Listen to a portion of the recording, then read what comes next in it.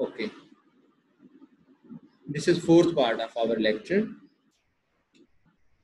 So far we have defined the bounded linear operators from a norm space X to another norm space Y. Now we are going to consider the set of all bounded linear operators from X to Y. अब हम उन सारे bounded linear operators का set ले रहे हैं जो x से y पे डिफाइन हो सकता है, ठीक है। ऑब्वियसली x से y पे बहुत सारी बाउंडेड लीनियर ऑपरेटर डिफाइन किए जा सकते हैं। तो now we consider the set of all bounded linear operators defined from x to y. Let x and y be two norm spaces. Consider the set of all bounded linear operators from x to y, and we denote this set by bxy. Bxy will be bxy is the set of bounded operator t from x to y such that each t is bounded and linear. So bxy is set of all bounded linear operators from a norm space x to norm space y. This is the set. Now this is set because it contains the operator as an element. Next step हमारा ये होगा कि we prove that this set is a vector space. और आपको पता है कि जब भी आप किसी सेट को वेक्टर स्पेस बनाने जाएं तो आपको दो तरह के ऑपरेशंस की जरूरत होती है। एक आप उस पर वेक्टर्स एडिशन डिफाइन करते हैं, इस सेट के एलिमेंट्स को आप किस तरह से ऐड करेंगे, उस एडिशन के रेस्पेक्ट से इसे अबेलियन ग्रुप प्रूव करते हैं। अच्छा, फिर आप एक फील्ड लेते हैं और उस फील्ड के एलिमेंट्स को आप स्केलर्स कहते हैं और आप एक स्केलर और वेक्टर की मल्टीप्लिकेशन डिफाइन करते हैं।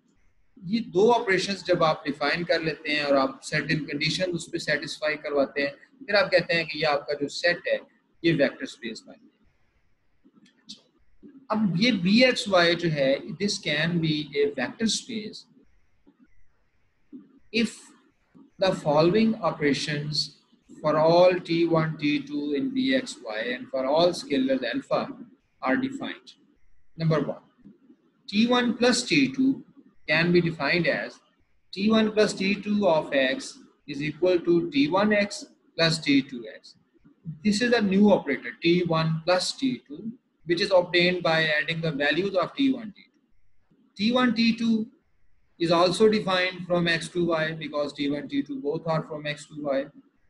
Because t1, t2 both are linear, so t1 plus t2 is also linear. Because t1, t2 both are bounded, so t1 plus t2 is also bounded. In this way, if we have two bounded linear operator t1 plus t2, then their sum t1 plus t2 is also bounded linear operator. Therefore, t1 plus t2 is also an element of bxy, and vector addition is defined. Under this operation, one can prove that this is an abelian group under addition. And the next thing is, suppose alpha is any scalar, t is any bounded linear operator. We know that alpha times t is also bounded linear operator. If alpha is bounded linear operator, then its scalar multiplication alpha t is also bounded linear operator. And alpha t of x is equal to alpha of t of x.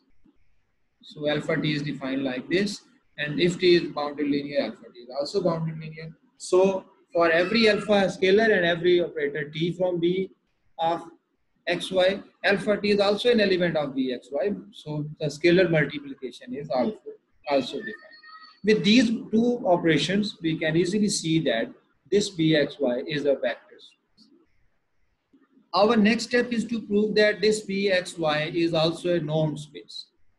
For a vector space to be a norm space, we must present some norm function from this set to R with certain properties which are given in the definition of a norm.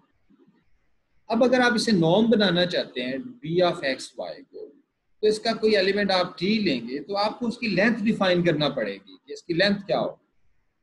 और already आपको पता है हम एक bounded linear operator के corresponding length का concept define कर चुके हैं। So this bxy is a norm space with a norm defined by t norm is equal to the supremum of this ratio tx norm over x norm, where supremum is taken over all x in x, and x is obviously x is not equal to 0 because we cannot divide by 0. So this could be the length of any operator in Vxy. With this operator, one can easily prove that this norm function, norm of t is equal to this supremum, this satisfies all the axioms of a norm function. We can prove that norm of t1 plus t2 is less equal to norm of t1 plus norm of t2. We can prove that norm of t is greater or equal to 0. We can prove that norm of t is equal to 0 if and only if t is equal to 0. So all the properties of norm can be easily proved.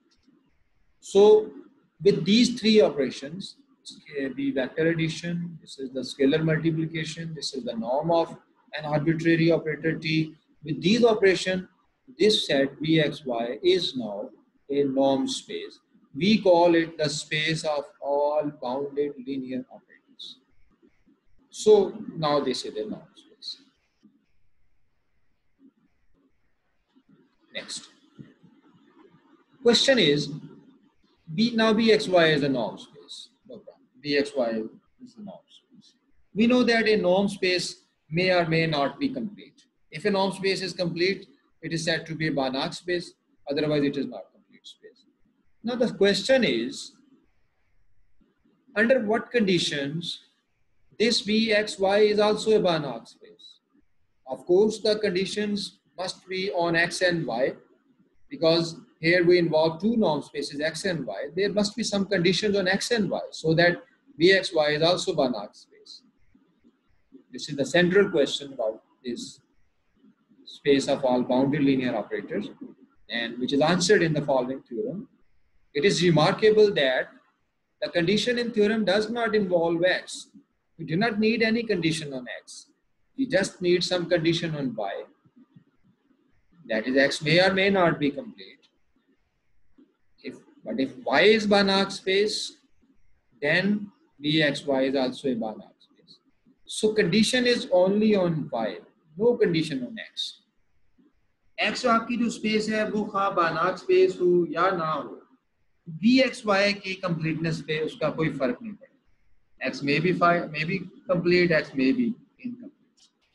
But if y is complete space, then Vxy is also complete space. इसका मतलब ये है कि आपको prove करने के लिए कि Vxy complete space है, just आपको y की completeness चाहिए.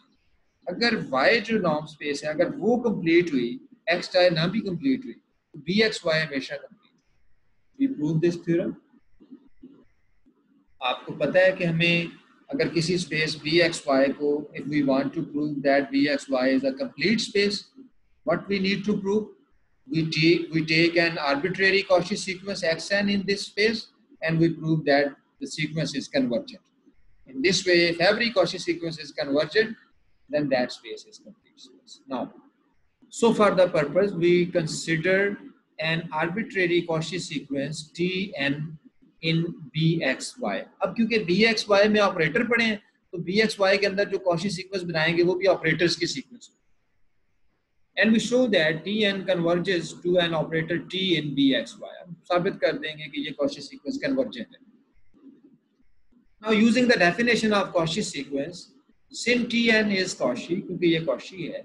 For every epsilon, there exists a positive integer n such that Tn minus Tm norm is less than epsilon whenever mn greater or equal to n. This is by the definition of Cauchy sequence. Okay, now consider Tnx minus Tmx. अब ये y के elements हैं. Tn जब x पे apply होगा तो ये y का एलिमेंट बन जाएगा. इसी तरह Tm जब x पे अप्लाई होगा तो ये y का एलिमेंट बन जाएगा. अब हम y के अंदर एक सीक्वेंस ले रहे हैं Tnx, and we consider Tnx minus Tmx. This is equal to Tn minus Tm of x. X can be taken out. This is because Tn minus Tm is bounded, so this is less equal to length of Tn minus Tm into the length of x. And from above inequality, Tn minus Tm norm is less than epsilon, so this is strictly less than epsilon time norm of x. Now, for a fixed x, अगर आप x को fix कर लें और कोई epsilon tilde आप ले लें, fix कर लें, we may choose this is equal to epsilon x, क्योंकि corresponding to x ये epsilon आ रहा है, तो we can write it epsilon x, so that epsilon x into x norm is less than epsilon tilde. अगर आप, मैं आपको repeat कर रहा हूँ कि अगर आप कोई एप्सिलॉन टिल्डा कोई नंबर आप सपोज करते हैं, epsilon tilde is any positive number, तो आप ये जो आपके पास एप्सिलॉन इनटू एक्स नॉर्म आया है, इसे आप उससे लेस कर सकते हैं. किस तरह लेस कर सकते हैं? आप एप्सिलॉन अपनी मर्जी से रख सकते हैं. आप एप्सिलॉन को आप इतना स्मॉल कर लें कि एप्सिलॉन इनटू एक्स नॉर्म जो है ये लेस हो जाएगा एप्सिलॉन टिल्डा से. तो आप एप्सिलॉन एक्स नॉर्म को रिप्लेस कर सकते हैं एप्सिलॉन टिल्डा से. Then from 7 we get Tnx minus Tmx is less than epsilon, which shows that Tnx is Cauchy. This proves that Tnx, और ये सीक्वेंस y में था, so this is Cauchy in y. तो आप देखिए कि अब यहाँ पे Cauchy सीक्वेंस x में नहीं बना, लिहाजा आपको x की कंप्लीटनेस नहीं चाहिए. Cauchy सीक्वेंस y में बना है, लिहाजा आपको y की कंप्लीटनेस चाहिए. And because y, अब आपने सपोज कर लिया y कंप्लीट है, because y is complete, so Tnx is convergent, and if Tnx is convergent, then this shows that there must be some element in y which is limit of this sequence. Suppose limit of this sequence equals to y, तो यहाँ से आपको एक sequence की limit मिल गई है. Again clearly this limit depends on the choice of x. दोबारा आप देख लें कि ये जो y लिमिट है ये x पे डिपेंड करता है कि आपने x कौन सा लिया हुआ है. इन्हें आप कह सकते हैं corresponding to each element small x in x, there is an element y and y which is limit of this sequence, same as the theorem before this. इसका मतलब कि you can define a mapping from x to y, जो ये small x ले और इसे y में convert कर दे. There is some mapping from x to y. We call this operator t. Let t be the operator from x to y which maps that particular x to y. We can also write t of x is equal to this limit because this is same as y, and we prove that t is linear. This is very obvious. Consider t alpha x plus beta z, and what is t? T is actually this limit n approaches to infinity tn. Apply it on alpha x plus beta y. Because tn is linear, you can use this linearity property. Tn of alpha x plus beta z is alpha tn x plus beta tn z. Again, limit is also linear. Apply the limit, you get alpha tx plus beta tz. In this way, t is linear operator. Next, we prove that t is bounded. Also, we prove that tn approaches to t. That is, tn minus t should be 0. For this purpose, for every n in n and for every x in x, we have Tn minus t, apply it on x. This is equal to Tnx minus Tx. We can write the value of Tx. The value of Tx is limit m approaches to infinity Tm. This is the value for Tx. Limit can be taken out. Limit m approaches to infinity Tnx minus Tmx. And we know that this factor is less equal to epsilon x. So this is less equal to epsilon x. In this way, we have proved that Tn minus t is bounded. आप consider करें अगर कि Tn minus t, अगर Tn minus t को आप एक operator के तौर पे लें, तो आपने ये प्रूव किया है कि दिस ऑपरेटर, इसे अगर आप इस ऑपरेटर को अगर आप f पढ़ लें, तो f of x norm is less equal to c into x norm, which is the definition of bounded operator. इसका मतलब है कि Tn minus t is bounded. And also Tn is bounded. Tn already bounded है. आपने prove कर दिया है कि Tn minus t भी bounded है. प्रूव आपने करना था कि t bounded है. आपने t bounded प्रूव करना था. Tn आपके पास already bounded है. Tn minus t भी bounded हो गया है. इसका मतलब यह है कि अगर दो bounded operator हों, जैसे कि एक Tn bounded है, दूसरा Tn minus t bounded है, तो उनका जो डिफरेंस होता है वो भी एक bounded operator होता है. अब आप देखिए Tn में से जब आप माइनस करेंगे Tn minus t को, तो Tn से कैंसिल होकर t रह जाएगा. इसका मतलब है कि t is also bounded linear operator because it is difference of two bounded operators. In this way, we have proved that t is bounded. और अगर t bounded operator है from x to y, तो इसका मतलब है कि t belongs to bxy. यहाँ तक आपने ये साबित कर दिया है कि t एक ऑपरेटर है x से y पे. नंबर 2, आपने ये प्रूव कर दिया है कि t लीनियर ऑपरेटर है. नंबर 3 आपने ये प्रूव कर दिया कि टी बाउंडेड है। नेक्स्ट क्या रह गया? अब आप ये रह गया है कि आप ये प्रूव करें कि टी एन टी को कन्वर्ज कर रहा है, कि आपका जो शुरू में जो आपने कॉची सीक्वेंस टी एन लिया था, तो आप ये प्रूव कर देंगे कि उसकी लिमिट ये वाला ऑपरेटर टी है। Furthermore, we take the supremum over all x of norm 1. We obtain this. ये हम कहाँ से obtain कर रहे हैं? लास्ट इनइक्वालिटी को देखें अगर आप, ये inequality tn minus tx is less equal to epsilon x. अब जरा आप ज़हन में ले आए ऑपरेटर की जो डेफिनेशन थी उसके मुताबिक आप रेशो बनाते हैं। जैसे अगर मैं इसको f of x पढ़ो तो f of x norm over x norm चाहिए। ये वाला x नॉर्म अगर आप राइट लेफ्ट साइड पे ले जाएं तो ये बन जाएगा f of x norm over x norm less equal to epsilon.